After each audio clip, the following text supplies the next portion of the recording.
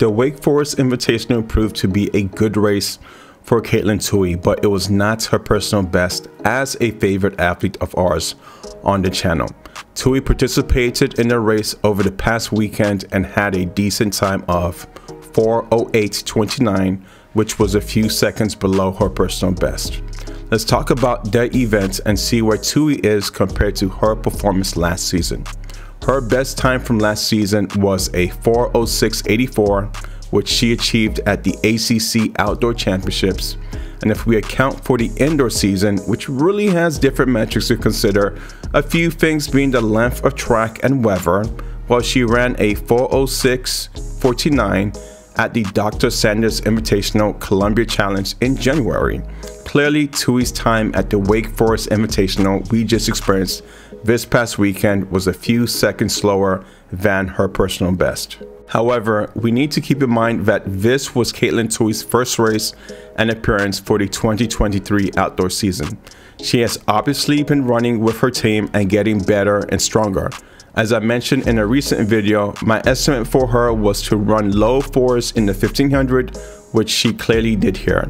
And clearly, if she ran a 4:06.49 indoors, one would expect a stronger outdoor time. At least that is what I thought. The challenge may have been that she had to pace herself as she had to run the 5K that same day, in which she finished with a time of 15:50.90, which was 4th overall. And keep in mind that her best outdoor time was last year at the Virginia Challenge, where she ran a 15:40.61. Let's be honest, compared to last season, this was not the OMG type race. Both races in this event were clearly slower for Tuohy, and I think we have yet to see what Tuohy has in store. I do know that she will be running at Track Fest on May 6th in very expensive Los Angeles, California, in just the 5K. I think we may see a very low 15, as that is her only race. And this week is the Penn Relays, assuming they are on the invite. I would like to see them tackle the 4x1500 as they did last year. Looking at this past weekend's race, though I said low fours, I was honestly expecting a much faster time from all our conversations. Perhaps around a 4:01 to 4:05, but let me know what you guys think may have happened.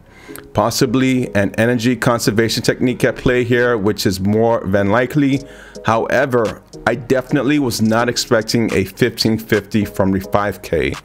Again, having to run two tough races in the same day and still come under a 16, not many people can do that.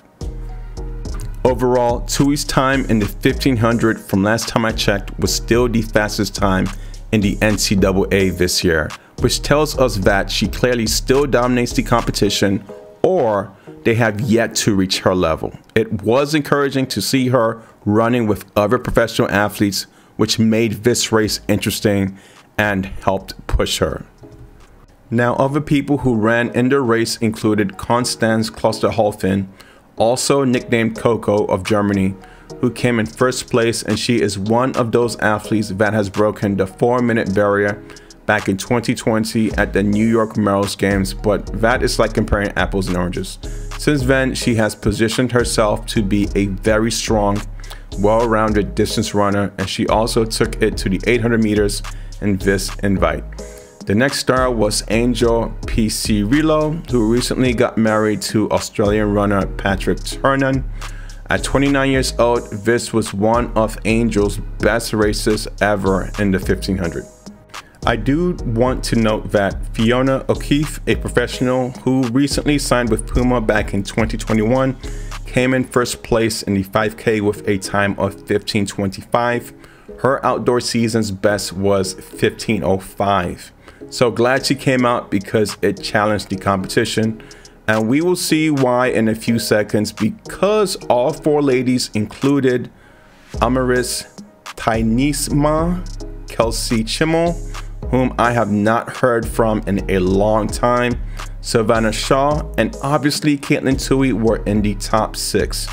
And shout out to Kali Doan of Liberty for being in that rank as well. This was Tynisma's best time. This was also Chmiel's best outdoor time. For Shaw, she was a lot slower than usual as she's around a 15:30, so she's probably coming off an injury in my guess, but I'll need to confirm. If someone knows in the comments, please put it in there. And for Kali Dawn, this race was her personal best as well. Overall, it was a good race, and it's always exciting seeing talented athletes compete at your best and at a high level. Still can't wait to see what's in store for Katelyn Tuohy and the rest of the competition this season. What do you think her time will be in the next event? I'll talk to you guys later. So if you liked this video, then check out the videos right above or visit our short clip playlist. Have a great day.